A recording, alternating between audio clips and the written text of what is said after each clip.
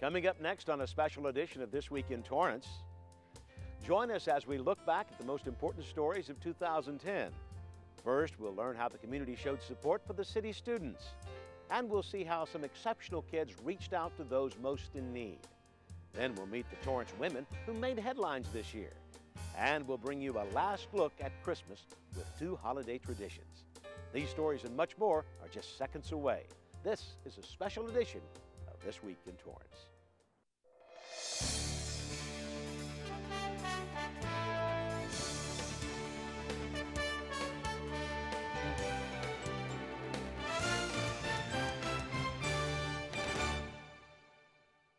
Hello, everybody, and welcome to This Week in Torrance.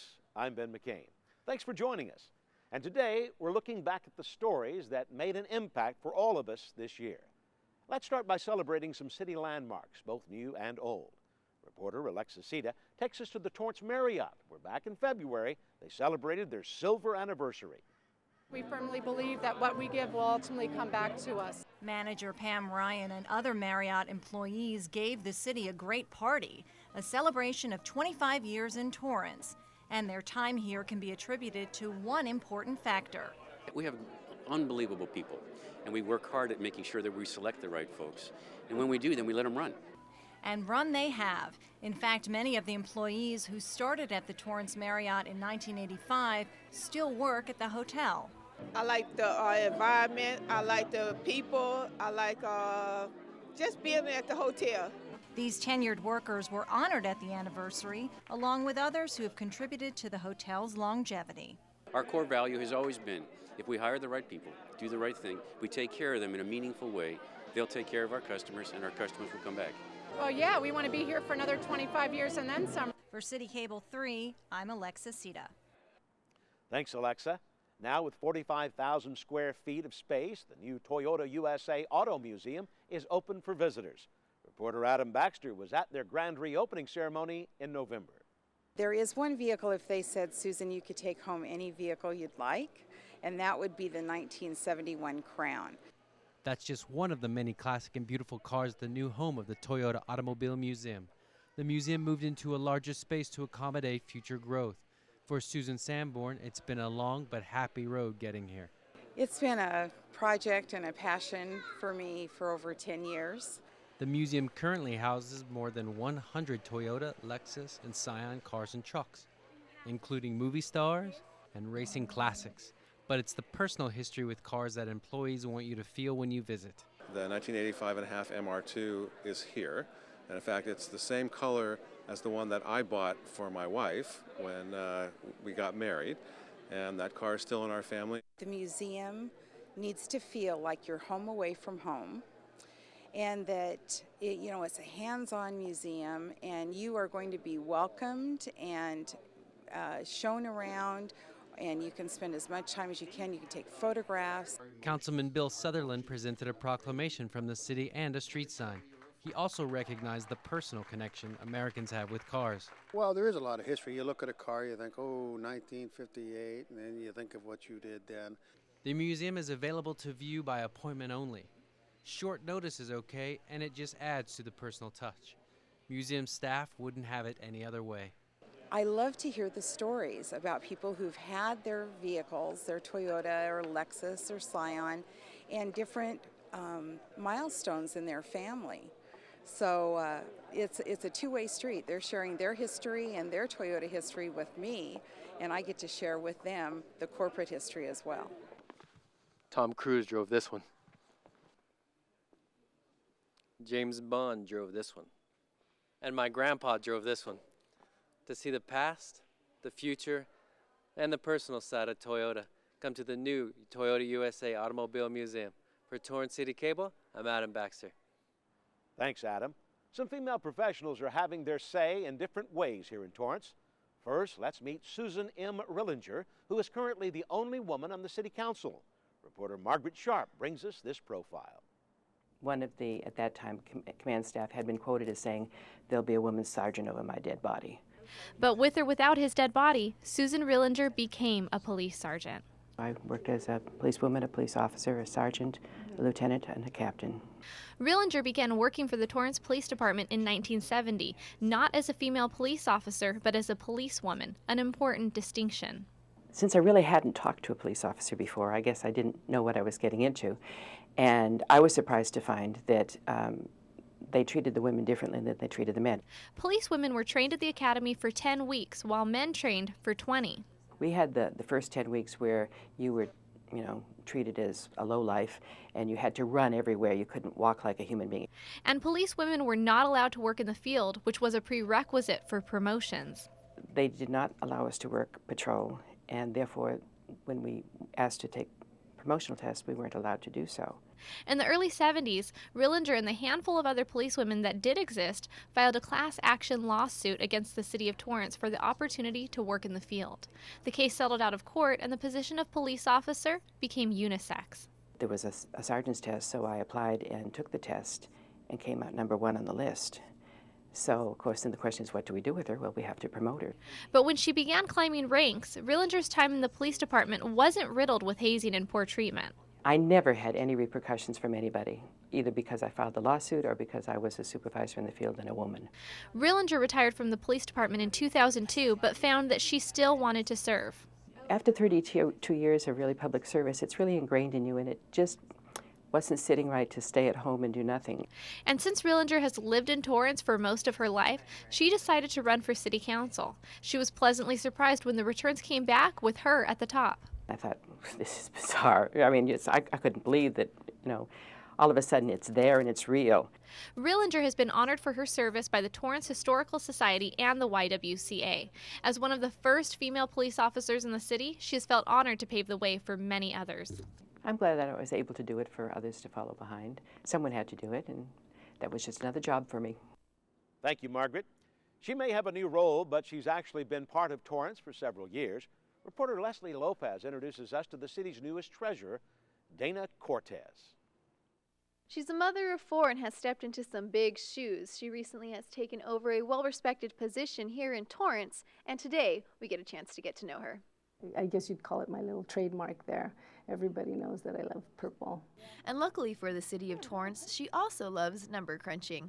I always seem to be really good with money, and I always seem to be really good with numbers.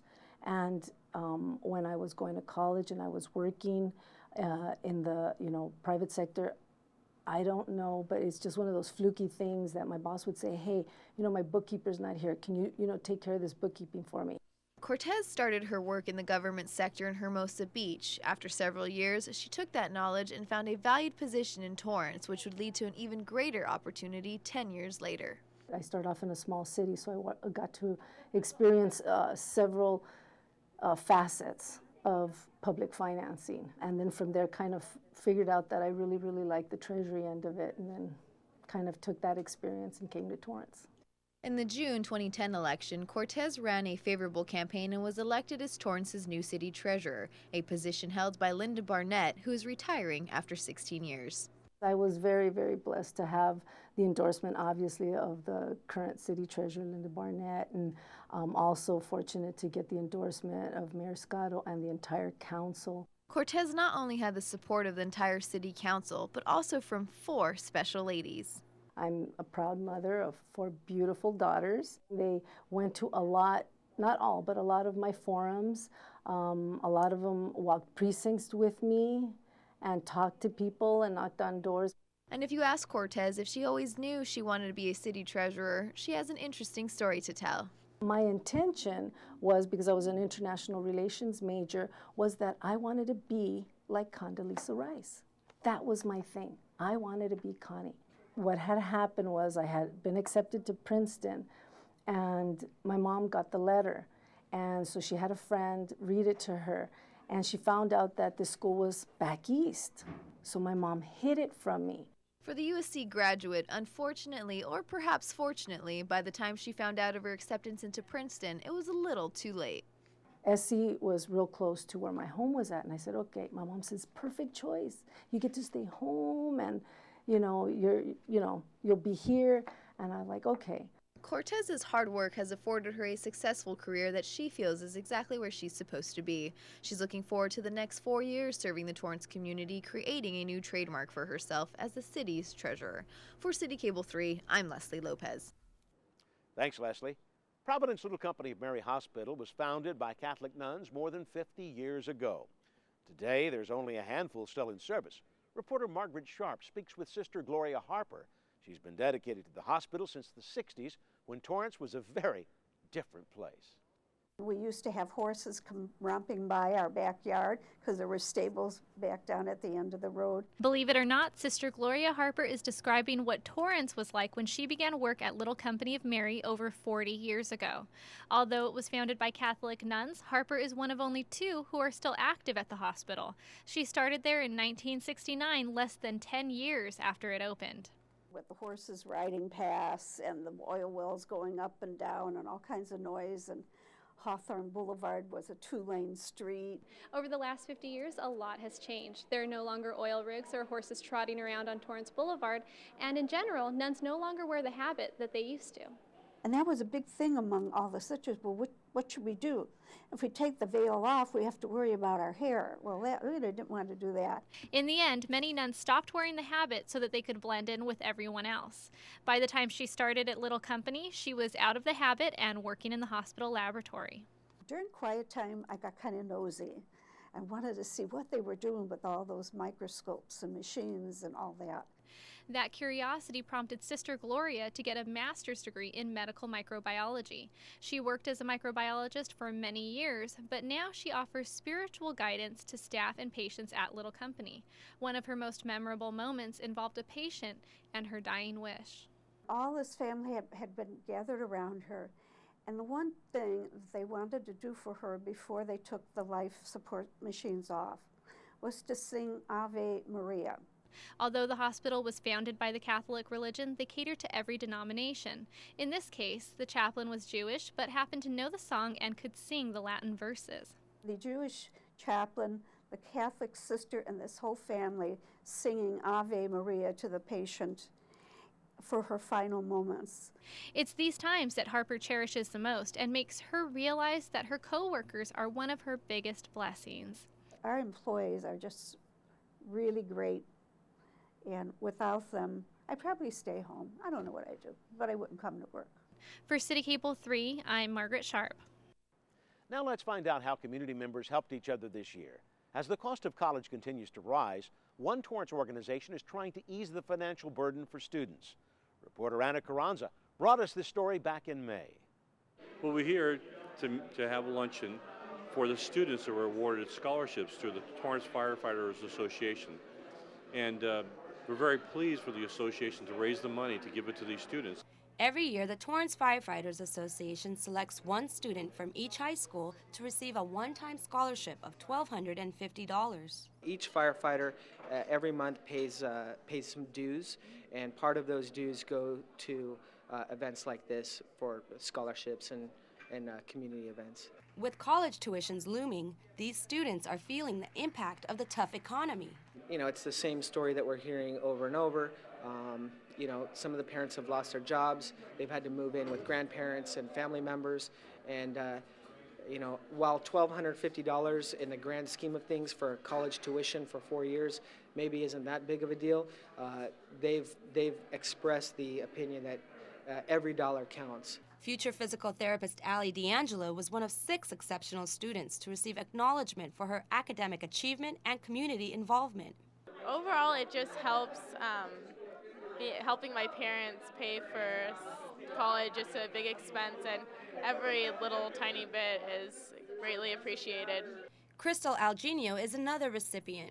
Feels very good. Like, I feel really honored to receive this award. It's helped out. I'm going to Chapman next year, and so it's a $50,000 tuition. So definitely anything can help. Besides academic achievement and extracurricular events, the recipients should also display a commitment to their community. Habitat is a club at our school that goes and specifically we go down to the Long Beach homeless shelter and we serve food to them once a month. I'm in student council. This is my 2nd year, and every year we volunteer with Amigos, which is it's an organization that works with families or people with AIDS and HIV and whatnot, so we cook for them and just do different things to help them out. And although the economy has affected students' attitudes and plans, events like these reassures them that they have the support of Torrance Firefighters Association. It's amazing that they're able to do something for the community like this. I mean, they do so much already for us. It's rewarding to know that actually someone's out there trying to help us out other than us trying to find a way. We hope that by providing the scholarships that these students grow up to become productive members of our community and maybe come back to the city of Torrance and become our doctors and our nurses and our public servants and our cops and firefighters and teachers. So that's what we're hoping for. In a time when every penny helps, great students that help the community got a big break today. For Torrance City Cable 3, I'm Anna Carranza. Researchers have found that both bullies and their victims may be at high risk for suicidal thoughts. And with recent suicides by gay teens, Torrance High School held a day of remembrance in November. Reporter Fawn Kime explains. These symbols stood as reminders to students about the devastating impact that bullying can have. Raising awareness about the issue got Shelby Morrill up early today to make sure everything was just right. Everyone in the club cut out tombstones and we found stories and statistics and pasted them on. And we made ribbons. On the flag, purple means spirit, so it's our way of remembering the spirits of those we've lost. The Gay Straight Alliance is a national network of clubs in high schools or middle schools. Susana Gonzalez, as faculty member, has been heading the club for over 5 years. I wanted to just make sure that our mission was out there as in promoting tolerance, that everybody on this campus deserves a safe space. Torrance High may have fewer incidents of harassment due to its aggressive policy towards bullying. I think our administration, especially our dean, is at the forefront of it, recognizing the problem. I mean, that it's a problem, that bullying is a problem nationwide, and she's got a very low tolerance. I mean, we try and have a zero tolerance level, that if something happens where a kid's being bullied, that it's dealt with quickly and severely. And it seems to be working. How do you find students to be responding to, Day of Remembrance and GSA and things like that? Well, this morning I went around asking kids if they would be willing to wear a purple ribbon, as an act of remembrance to the students who had passed due to harassment and bullying. And I had kids just clamoring, saying, "I want to wear one, I want to wear one." So it was really nice. Teens at Torrance High who are struggling with being gay or just feeling different have a safe place. They can come here and it's really, we put all our tables together and we can talk, and it's just good for everyone. Fawn Kime, Torrance City Cable, Channel 3. Benjamin Franklin once said, "Life is a kind of chess with struggle, competition, good and ill events." A program that teaches teens to strategize on the board also keeps those lessons in mind. In November, reporter Ravel Dominique brought us this inspiring story. In a game of chess, a person must decide what to move and where to move it. But today, you'll learn that this game does more than sharpen your cognitive skills.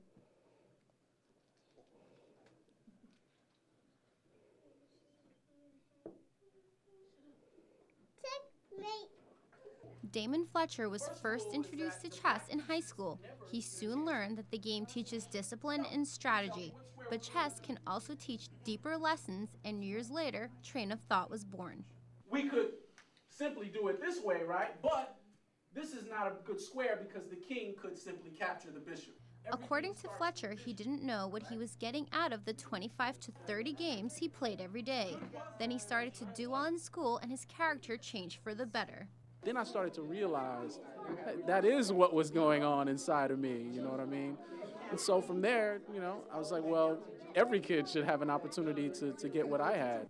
Train of Thought started 3 years ago. Participants experience a dramatic growth in self-esteem, which comes from the visualization and critical thinking they learned from playing. Just a service to help uplift and strengthen kids and their self-esteem and their ability to think about all things, not just chess. It taught me to visualize and to think, don't move fast. This game appeals to all ages and skill levels. Fletcher teaches the class a different strategy every week.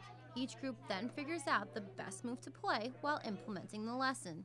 These teachings also foster skill building, character growth, and brings families together. I wanted to bring my sons here, so that's how I learned how to play. Was interested in it. So we've been coming ever since. According to Fletcher, it's been a great ride, and with Train of Thought, he's making a difference. Fletcher says it's a special feeling knowing you have an effect on a child that may be missing something. It also teaches like good sportsmanship. There's a lot of character traits that come from it as well that are very beneficial to people in life. For CitiCABLE 3, I'm Ravel Dominique. In April, Torrance High School put on a production of the musical Quilters. The student producer of the show was inspired by her mother's cancer struggle, but she soon learned that a common thread ran through the cast. Reporter Margaret Sharp has more. With this kind of cancer, it was a 3-year life expectancy. Lori Kovar was diagnosed with breast cancer at 24 years old. Her cancer was aggressive, and doctors told her that she only had a 30% chance of survival. After surpassing her survival expectancy, something amazing happened. 3 years and 1 month later, I discover I'm pregnant. And that's why we call her my miracle. That miracle baby is Sarah, now a senior at Torrance High School. Their family story has made her passionate about breast cancer research. It can help maybe someone's sister or someone's mom. It could change your mom or your sister or your aunt or even your uncle. That's why Sarah is co-producing the musical Quilters. Money raised from the performances will go to the Susan G. Komen Breast Cancer Foundation. The play is about women on the frontier. They use quilts to tell stories and cope with their struggles. It's about all of their struggles and their triumphs. It'll make you cry, it'll make you laugh, and it's just a beautiful story about these women's strength and everything that they endured. The connection among the show's characters is also important to actress Claire Griswold. Her mother recently learned she has breast cancer, and coping with her mother's illness has been difficult. It gets scary and it's hard, and you get really frustrated because it's just really, really natural, and you should never feel guilty for being frustrated with it. The fundraising aspect of the production helps Claire feel empowered. Anything I can help with, anything I can do to help with that is